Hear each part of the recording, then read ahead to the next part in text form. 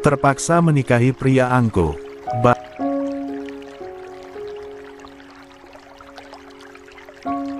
Enggak, aku mau buka jasa tutor belajar di sana, biar Upin dan Ipin bisa segera lulus dari tadika mesra, jawabnya.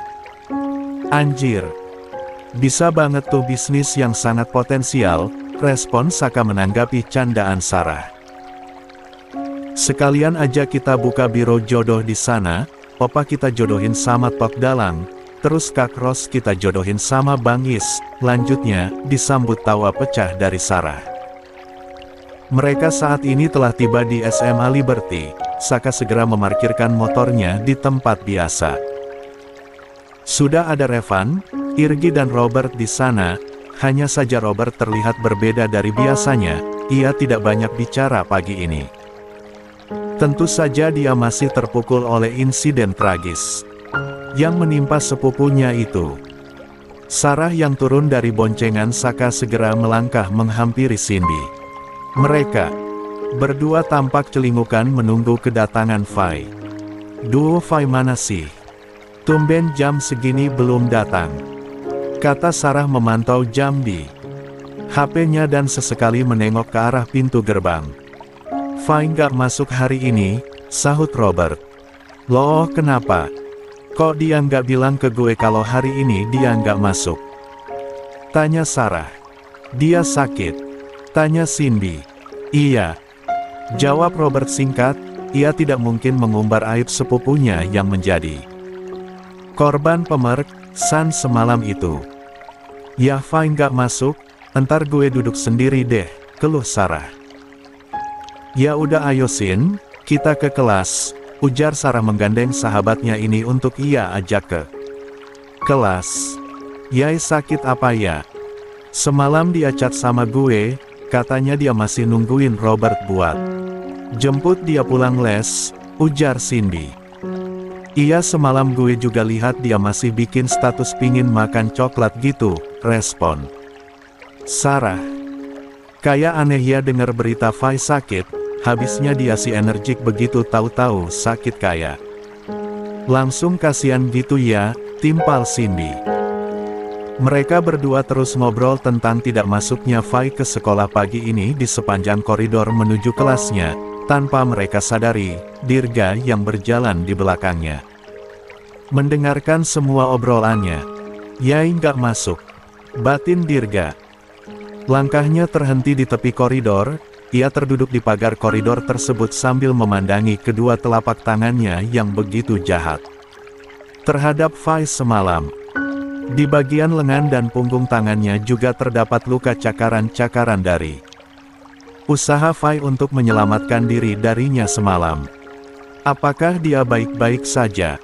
Gumam Dirga. Jika dia baik-baik saja, dia pasti akan masuk ke sekolah hari ini, dan dia tidak masuk sekarang. Artinya dia sedang tidak baik-baik saja, tentu saja karena gue udah merusaknya, mana mungkin dia baik-baik saja. Pikir Dirga diliputi rasa bersalah, ia terngiang-ngiang. Wajah sembab Fai semalam. Semua gara-gara obat perang, sang yang dimasukin Edward ke minuman gue semalam. Batin Dirga frustasi, mengacak rambutnya kasar. Di sisi lain, Fai masih tidak mau keluar dari kamar. Ia mengunci dirinya bahkan menyembunyikan diri ke balik selimutnya. Dia hampir tidak tidur semalam, perasaannya begitu ketakutan. Ia menggigil di balik selimutnya. Yai, sayang bukain pintunya, Mama dan Papa nggak akan marah sama kamu. Kita periksa ya ke rumah sakit. Ayo sayang buka pintunya. Sang Mama mengetuk-ngetuk pintu kamar Fai dengan sabar. Namun Fai masih sama, ia memandang ketakutan ke arah pintu, sekujur tubuhnya terasa begitu dingin, wajahnya terlihat pucat. Yai, ini Papa sayang, ayo buka pintunya, Papa udah izin gak masuk kerja hari ini, kita akan bersama-sama terus seharian ini, kamu mau kita jalan-jalan kemana nanti sehabis dari rumah sakit? Papa siap mengantar kemana saja. Kali ini sang papa yang coba membujuknya. Gimana ini Pak? Fai sama sekali nggak menyahut. Mama takut dia kenapa-napa. ucap sang mama panik. Papa dobrak aja ya ma, usul papanya. Iya pa dobrak aja pintunya, kata mama Fai menyetujuinya. Sekali, dua kali usaha sang papa mendobrak masih belum berhasil di usaha ketiga. Barulah pintu kamar putri mereka terbuka. Namun, betapa terkejutnya pasangan suami istri ini, yang melihat tubuh putrinya tergolek tidak berdaya di sana, dengan luka sayat di pergelangan tangannya. Darah mengalir membasahi permukaan lantai, selimut juga spraynya. Fai sendiri dalam kondisi tidak sadarkan diri saat ini. Astagfirullahalazim Fai, pekik sang mama histeris melihat kondisi putrinya tersebut. Bawa ke rumah sakit pa, ayo kita bawa ke rumah sakit, kata sang mama panik. Papa Fai segera menangkupkan selimut tadi untuk mengamankan sang anak, dan lantas ia bopong putrinya itu masuk ke dalam mobil. Hari beranjak siang, seorang wanita yang tengah menunggui anaknya yang tengah dirawat di rumah sakit itu tampak ikutan tertidur di sebelah putrinya.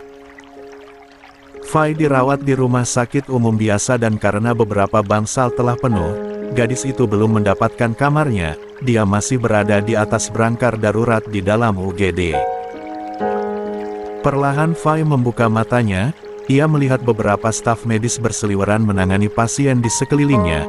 Ia mengedarkan pandangannya yang terlihat masih buram, sekilas saat ia ingin menyentuh sang mama yang tertidur berbantalkan tepi.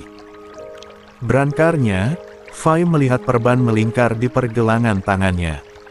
Seketika ia kembali teringat apa yang telah ia lakukan sebelumnya.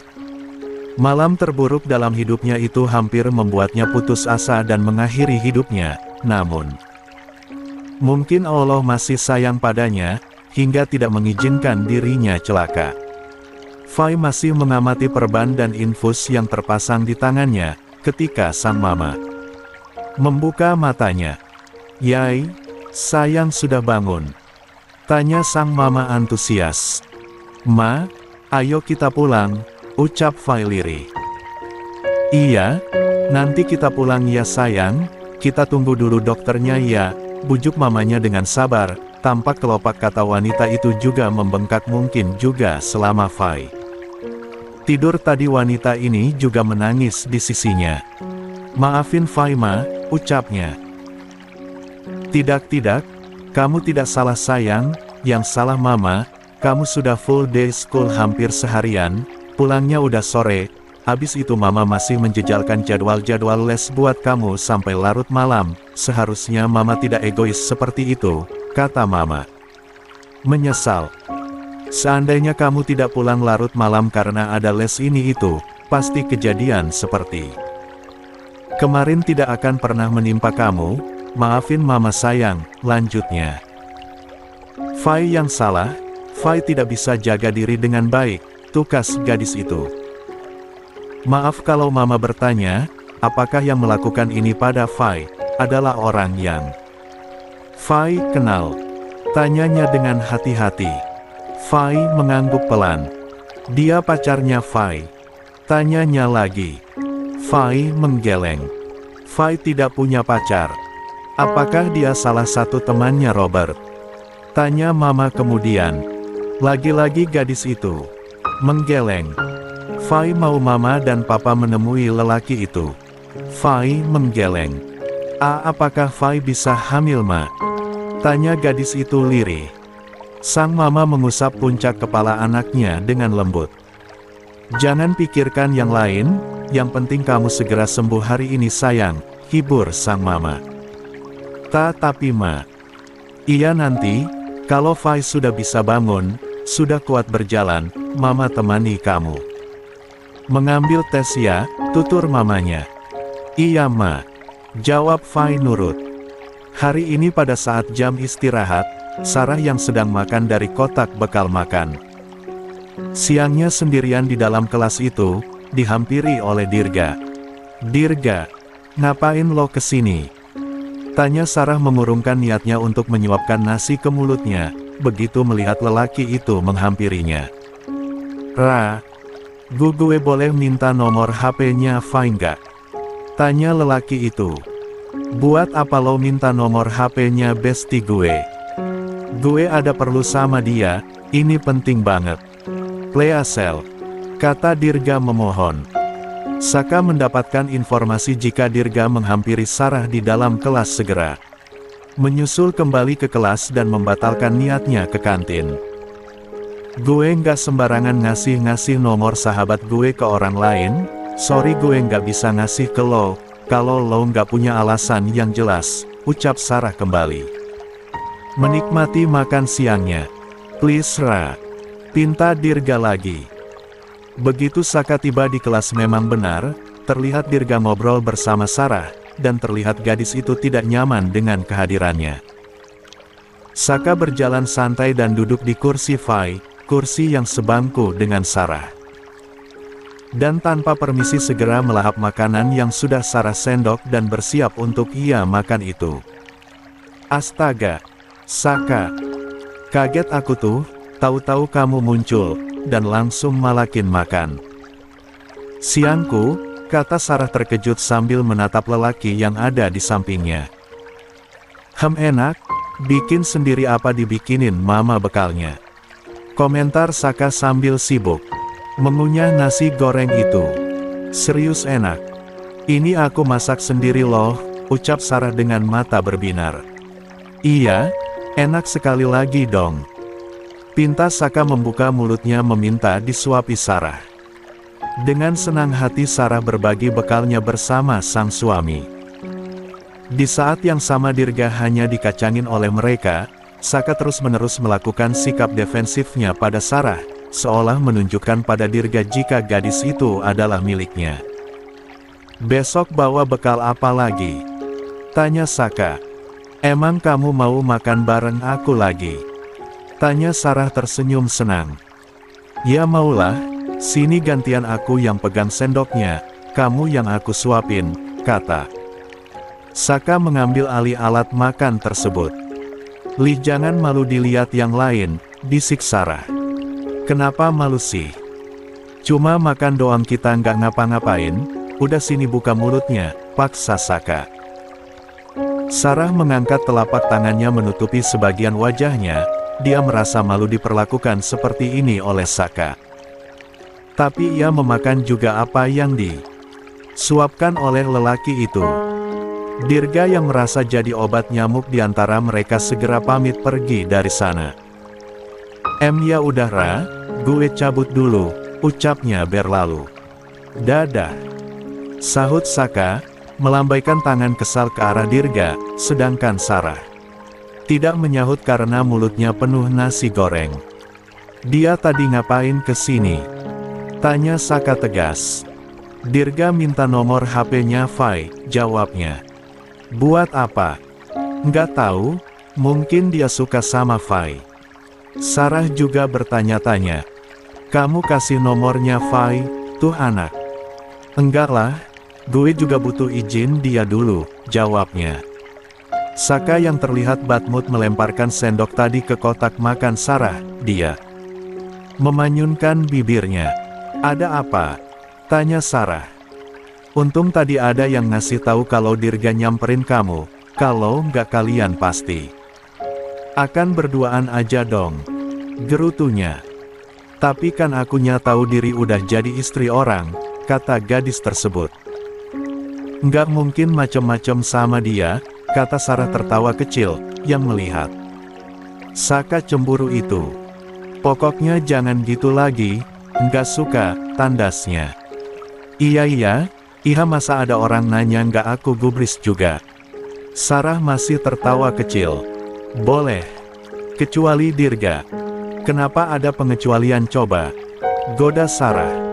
Ya karena dulu kamu pernah suka sama dia. Tapi kan itu dulu, sekarang sukanya sama Saka doang, ujar Sarah mencubit pipi Saka gemas. Saka mengelus pipinya sendiri yang usai dicubit Sarah itu masih dengan ekspresinya yang cemberut. Nanti giliran aku yang disamperin cewek, coba kamu bakalan cemburu nggak? Gerutu. Saka. Jangan membalas kejadian tadi dengan sengaja deketin cewek, Saka. Protes Sarah yang tentu tidak siap jika para cewek di sekolah mengerumuni lelaki itu, karena dia sudah pasti sadar diri jika akan merasakan cemburu. Robert masuk ke kelas dengan melamun, ia merebahkan dirinya ke kursi yang dijejer 3 di belakang kelas. Sarah dan Saka tampak beradu pandang. "Robert, kenapa? Dari tadi pagi, kita baru datang udah kayak begitu, apalagi ada masalah?" tanya Sarah berbisik. "Aku nggak tahu, Ra, udah aku tanya tadi jawabnya cuma nggak apa-apa, tapi matanya seolah ingin menceritakan sesuatu," ungkap Saka. "Apa ada kaitannya sama Fai?" tanya Sarah lagi. "Fai sakit apa sih katanya?" Saka balik bertanya. "Nggak tahu, aku udah dia dari tadi pagi belum dibalas sama Fai, padahal udah baca sama dia pesannya," jawab Sarah. "Woi Robert," seru Saka memanggil temannya itu. Lelaki yang sedang rebahan di bagian belakang kelas itu berdehem. Menyahut, "Fai dirawat di rumah sakit mana? Kita nanti rame-rame jenguk dia," tanya Saka. Lelaki itu tampak bangun dari rebahannya dan terdiam untuk beberapa saat. "Gue nggak tahu, nanti aja kalau gue udah pulang gue kabarin kalian," jawab Robert usai berpikir. Sementara itu Dirga yang tadi tidak berhasil mendapatkan nomornya Fai dari Sarah terus mencari cara untuk bisa menghubungi perempuan itu. Ketika ia sedang berjalan menyusuri koridor, ia berpapasan dengan Andre, adik kelasnya, yang membuat dirinya terjebak oleh perangkap Edward itu. "Andre," seru Dirga memanggil adik kelasnya itu. "Ada apa bang?" tanyanya begitu menghentikan langkah. "Lo tahu kan, kalau ada sesuatu di minuman gue malam itu?" Dirga mencengkeram kerah baju Andre dengan kasar, tatapannya mengintimidasi adik kelasnya itu. "Kenapa bang? Emang begitu resikonya berhubungan dengan Bang Edward? Dia selalu punya cara untuk menjerat siapa saja yang akan memanfaatkannya," jawab Andre tersenyum.